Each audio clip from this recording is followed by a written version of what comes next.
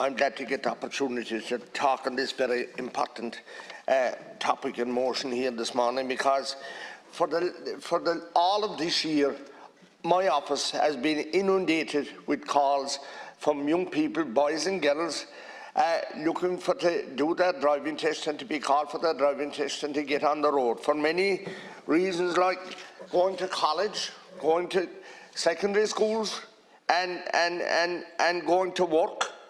They have driving jobs, they're promised driving jobs, and they can't get their test. I have an instance a few weeks ago there where a father wants his son to drive a van in his business, and he applied for the test last January, and he's told it will be this coming January before he'll be invited to apply for a test. So we're talking, maybe you could be talking of anything 12 to 15 months. That's not acceptable, Minister. And I raised this below at the Transport Committee a number of weeks ago, and we were told that so many new testers would be employed and that the matter would be rectified before by next June. God Almighty, I mean, next June, to tell young people that they have to wait a year and a half. And then I was also told at that committee meeting that most of the new testers would be designated for Dublin. That's not fair. They said more than half of the new testers that would be put working would be designated to Dublin. And we have a public transport system in Dublin. And look, I don't begrudge Dublin, but people in rural Kerry need to get on the road. And I called at that meeting for an amnesty. It happened before, and look, the amnesty they need only have the amnesty until they get the licence. Those that are waiting 12 months or have to wait 12 months. People that are applying today, it could be next June or July before they'll be invited for a test, and maybe later. So that's not acceptable.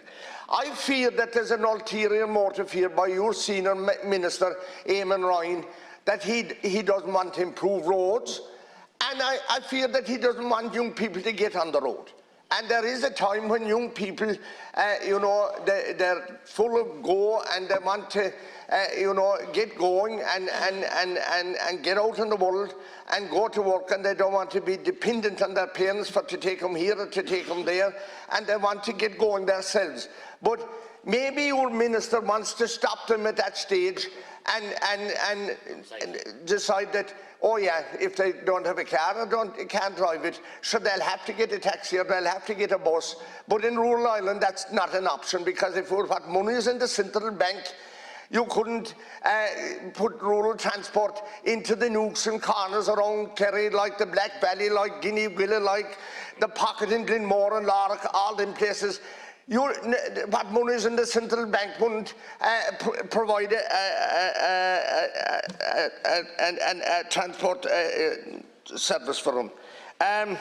We also have a shortage of bus drivers, and it takes so long to get a test, and the cost of it is over €3,000. And we asked you several times before to extend the limit for school bus drivers from their stop driving at 70 years of age. If they were to do a test, a medical test designated by bus and if they were medically deemed fit to drive, they should be able to drive each year at least up till they're 75 years of age, because we're losing great drivers, and many bus services aren't able to operate. School bus services haven't been able to operate. So again, I say to you, Minister, it's time for you to wake up and do something.